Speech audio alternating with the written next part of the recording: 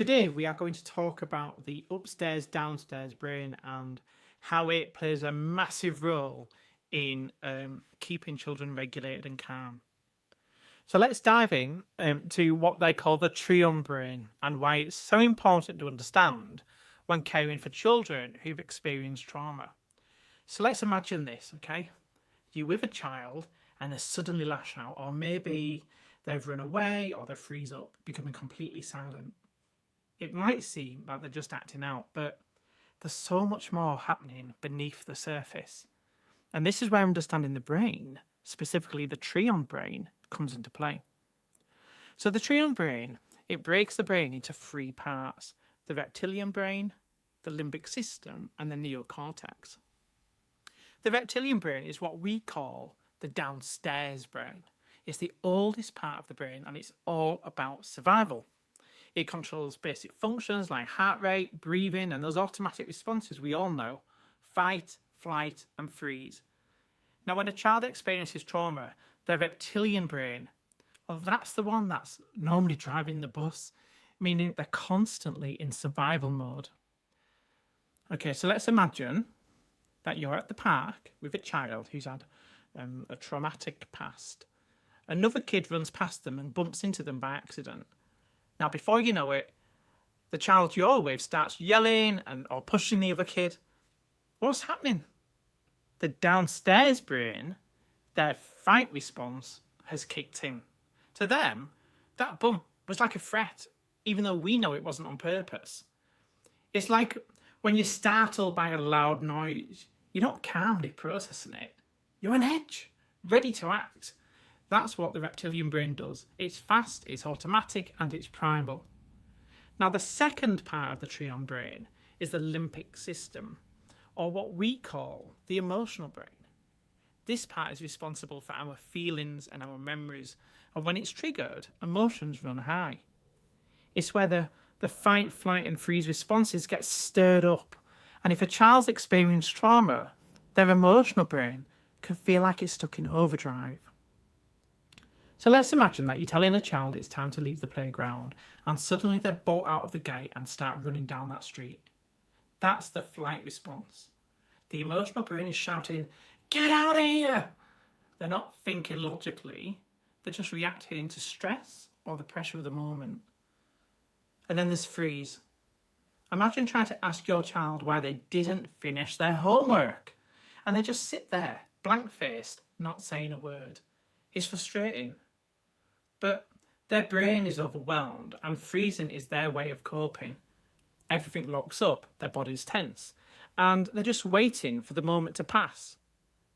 So how does the upstairs part of the brain work then? Because that's where problem solving, empathy, and self-regulation and logic live. The problem is, when the downstairs brain is triggered by stress or fear, the upstairs brain is just not accessible. It's like the connection between the two is cut off. So now let's imagine the house is on fire. You hear the fire alarm blaring. Are you calmly going to run upstairs and grab that book?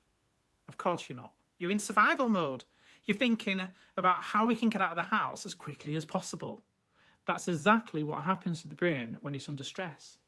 The child's body is saying, escape, survive. Logic? Calm reasoning? They've left the building already. Now think about the last time that you went into fight, flight, or freeze mode. Maybe you saw a massive spider and screamed, or you bolted out of the room when a bee came flying your way. Were you calmly using your upstairs brain then? Definitely not. And yet, we don't think of ourselves as misbehaving in those moments, right? We're just reacting. So we can't expect our children to always stay calm and use their upstairs brain when their downstairs brain is telling us to fight or flee. It's not bad behaviour, it's a natural response. So what do? Well, our job is to help calm the downstairs brain so the child can access their upstairs brain again. And we do that by creating a sense of safety and predictability. Now, if a child feels secure and connected to you, well, their brain won't be as quick to jump into fight, flight, or freeze mode. But let me give you an example. You're trying to get your child into the car, but they're resisting. they're upset, maybe even shouting, instead of losing your cool and shouting back, you take a deep breath. You say something like, I can see you're really upset. Let's just take a moment. And you talking calmly, well, that's going to help them calm down. Their brain is seeing that you're not a threat, and slowly they'll start to relax. Another trick is keeping things low key when they're having a hard time. So if a child runs out of a room, for example, don't chase them down or make a scene. Give them a little space, and when they're ready, calmly say, I'm here when you're ready to talk. It's not about ignoring them, it's about giving them the time and space to reset. The goal is to build trust and, over time, rewire the brain to understand that not every situation is a threat. Now, it takes time. It isn't an overnight fix. But the more we stay steady and calm and predictable, the more they'll learn that the world doesn't have to be scary all of the time. So remember, when a child goes into fight, flight or freeze mode, it's not just bad behaviour, it's their brain trying to protect them. And with a little patience and empathy and a little understanding of how the brain works, we can help them feel safe enough to come back from that survival mode and start engaging their upstairs brain again. So I hope you found this video useful and that you now understand a little bit more about the upstairs brain where logic lives and the downstairs brain, which is survival mode. And that by staying calm, we can help our children access the upstairs part of their brain again.